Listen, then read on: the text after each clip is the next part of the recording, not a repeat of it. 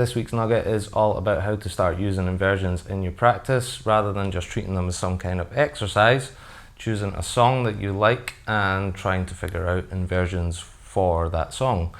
So that's why I've chosen Georgia on My Mind this week. So you could see it as a continuation of the Ray Charles stuff that I was doing too. And there were a few inversion shapes that I didn't cover before. So I've basically done this to complete that picture, but also just to talk about ways that you can make your practice more interesting and ways to start seeing target notes and solos more efficiently because you know so many inversions. So let's jump into what this is. Basically, Georgia on My Mind, the verse is these chords. So we have G7, and I think what makes this good for an inversions exercise is that it's slow and it sits on this G7 for a whole bar. So that's 4 beats, then B7,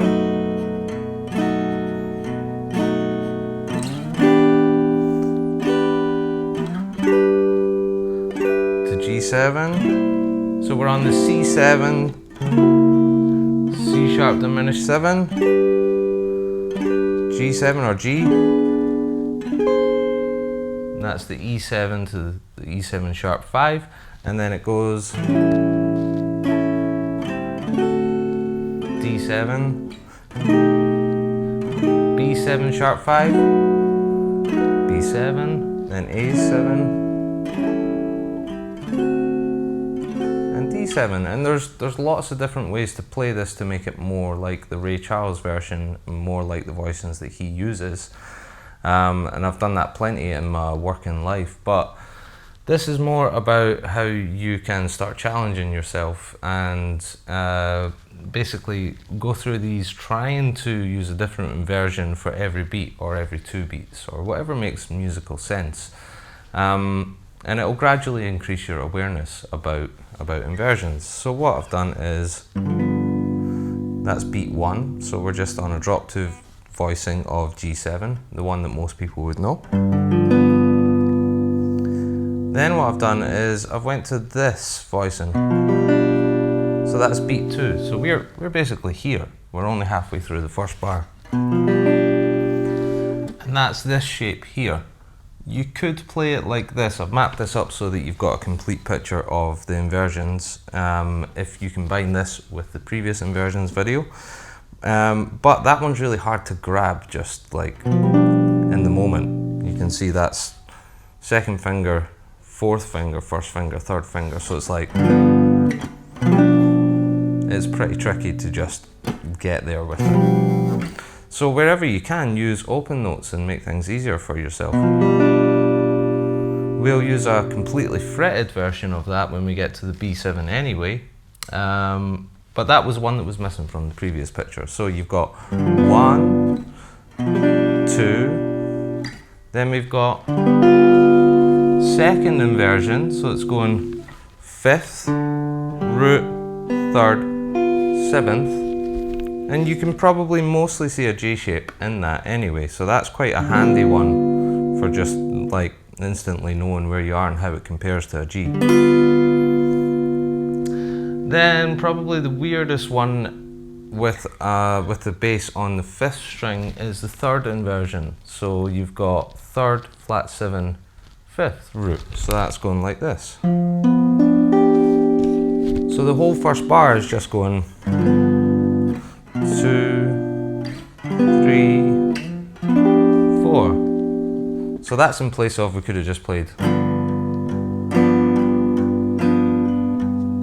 So you can see how that makes it musically more interesting, and the voices are constantly moving somewhere, but it doesn't interfere with the feel of the song really, as long as you play it cleanly, because you're really just playing different G7s all the way up.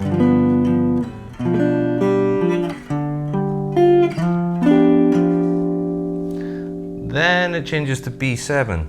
So your task when you're working out how to use these inversions in a song is, where is the nearest inversion voice-wise of the chord that I'm trying to find next. So it makes sense to use this version, this inversion of a B7. because all the voices from that previous third inversion of the G7 were pretty close. You've got one that's going up a semitone. You've got one that's staying where it is. And then you've got one that's going up a semitone again. So this voice here. And this one is going up a tone. You could, in fact, just, if you wanted like much better voice movement, you could actually just play a second inversion of a B chord, because then that voice is going to go. So it's a semitone movement, it's tighter voice movement. But I've chosen to do that one just because it fits into the exercise. And then, like I was saying before, this one that had the open note previously, the first inversion of G7, is the next voicing. So I thought I've went up with that progression. So I want to try and go back down just to have a bit of rise and fall with things. So that's beat 2 of the B7, we're currently here. And that's this inversion, so the first inversion of a B7. 3rd, 7th, root, 5th. That's a standard root position, 5th string root, drop 2 voicing of a B7. So an A shape if you like. And then the 4th beat of that B7, that was in the previous inversions lesson. So I'll link to that down below so that you've got the entire picture. But that's, so the B7 for 4 beats is going like this.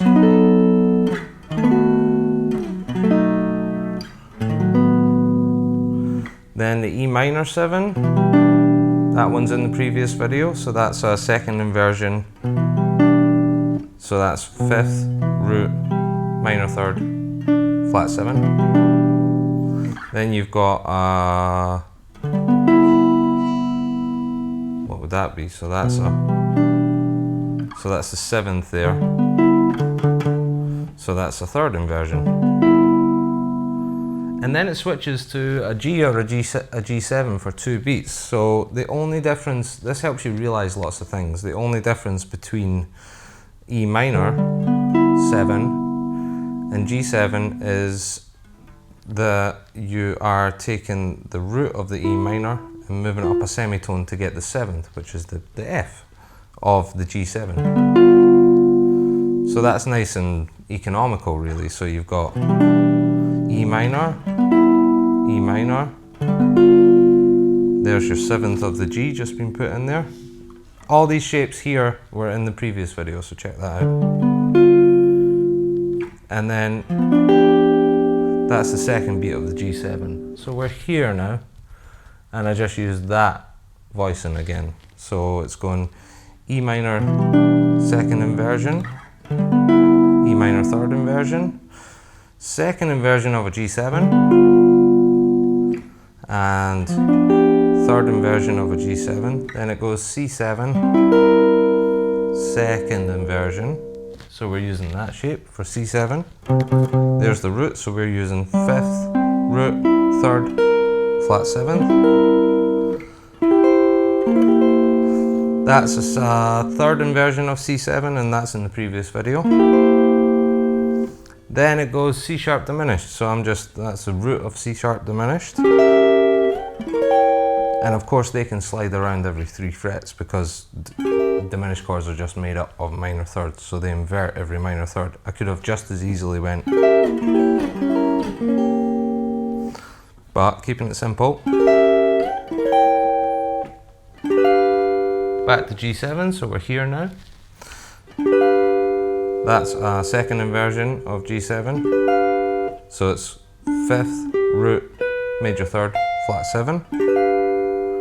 And that's 1st inversion of G7, 3rd, 7th, root, 5th. Then this is where it gets interesting, and this is where understanding the inversions really starts to help with stranger chords, because you have an E7 sharp 5. So an E7 second inversion, which is in the previous video, would be 5th, root, 3rd, flat 7. So the 5th, knowing that it's there, you can just raise that. And then you can do the same with, there's a first inversion of E7. So you just need to know which one's the 5th and raise it. So 3rd, 7th, root, 5th. So there's that 5th there. And it's quite cool for voice movement into the A7. So just to recap what happened there. Second inversion of a G7. First inversion of a G7. Then second inversion of an E7 sharp 5. Then first inversion of E7 sharp 5. That one's in the previous video. That's a root position, 4-string root, A7. Third inversion of A7. That's a D9, so I've just brought in a bit of a spicy chord from elsewhere. But really all I've done is taken out the root from a first inversion D7 and raised it to the 9th. And I've made it diminished there just to lean into that B7 sharp 5. Again, I'm thinking about B7 third inversion, and I'm finding the 5th, root, 3rd, 5th, 7th, root, 3rd, 5th, sharp 5th. And doing the same thing with this inversion, so that's going like that. Root position, so it's root, sharp 5th, 7th, flat 7, and major 3rd. And then, again, all of these are in the video from previously. That's still B7. Then A7 first inversion, A7 root position, D7 second inversion, and a D7 flat 9 first inversion to resolve back to G. So it's basically a different voicing of a chord every single beat, and it makes things way more interesting. So I've zipped through that really quite quickly, but the whole point in doing this is really that you should find something of your own chord progression wise to try this with. So if you struggle to hold on to exactly what chord inversions I was using there, obviously you can pause the video, but also don't worry too much about it. Choose something else, choose something that's your level if you can't hold on to that, and just try to make inversions of that. It's more valuable for you to do that, I would say. But another thing that I wanted to talk about, another thing that I think is hugely valuable with this, is how it makes you think about targeting notes differently when you know these extra inversions of all these chords. So let's look at a few examples. Even the G7, the first thing that springs to mind is I didn't use it in the arrangement, so I didn't use this voicing of that, but at one point, so you've got those two notes in that, and at one point I was just thinking about how I'm going to target something when I come back from C7, C sharp diminished 7 to the G7. So I think I did something like, so even that's really highlighting just the shape of a C7. I'm thinking there's that inversion, so I'm like, and then it's kind of that shape, so root position. And then a little trick from, if you have a look at the Marc Ribot episode that I did, there's that diminished thing, so it's a harmonic minor with a third missing, so it's like you're thinking an F harmonic minor, but you take away the third and you get, And I'm just turning it into a blues lick basically over the C sharp diminished, because the chord is. So that's, go have a look at the Mark Ribot thing if you want to try and steal some licks from there, but that's.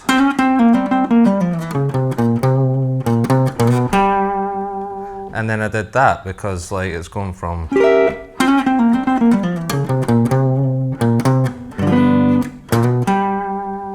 So I'm just thinking it's kind of in that shape area. And you're always going to have bluesy luck when you're lilting from a minor third to a major third. It's the same as doing that, you know, that classic. Except you're doing it down here. So little things about knowing those inversions will help you visualize where these intervals are more, and it allows you to jump on them when you're in an area that you're not that familiar with. Other things that spring to mind, let's take it chord by chord. It's probably a good way to look at it. So a lot of that I was just mixing like little bits of the thirds and roots.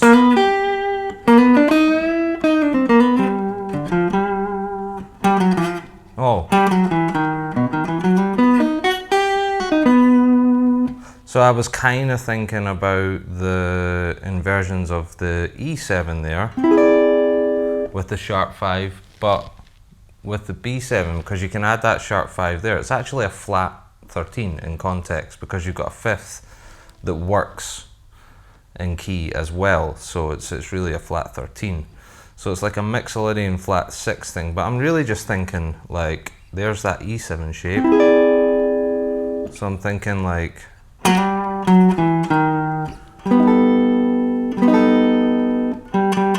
so that's the same as that E7 sharp 5 shape that I showed you, except it's B7.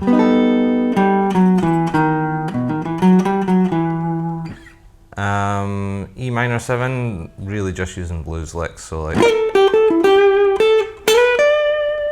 and then I'm thinking that shape, so root position of a G7, and I think that's when I did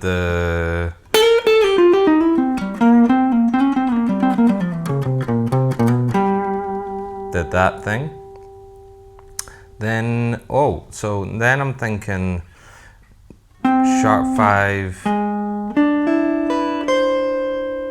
I'm actually thinking completely differently there. I'm thinking a little bit about this shape. So I'm thinking kind of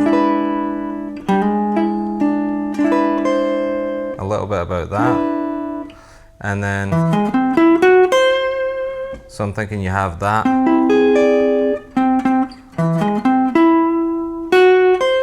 Add in a little ninth just for fun, and trying to land somehow on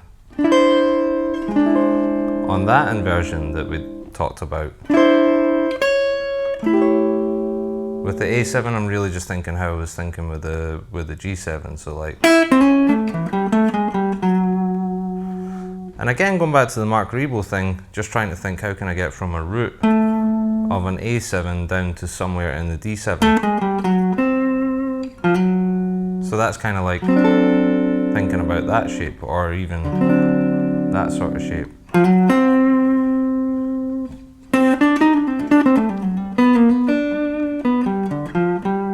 So it just gives you a lot more places to aim for. I'm trying to think if there's any more that I haven't really covered there. When you start to bring in these kind of chord voicings, so when you're adding sharp fifths and stuff like that, it helps you realize a lot about extra things that you can add, but also just knowing where the fifth is in an inversion really helps you just find that sharp 5 quickly. And different octaves too. So I think that's one of the most valuable things about this. Doing the same thing with the B7 quite a lot. And yeah, it gives you a way to join everything up, which I think is just really invaluable. So I think that's all I have to say about that. This completes your picture of the inversions that I didn't put in the first inversions video. Try picking a song, and if you've got a looper or some software you can record on, lay down a loop. It's more valuable just because you're seeing where everything is and how you could land in different places rather than just jamming to a backing track. So hopefully that helps, and hope you enjoyed this. If you haven't subscribed already, hit the subscribe button. If you liked it, hit like, and I will see you next time. Bye bye.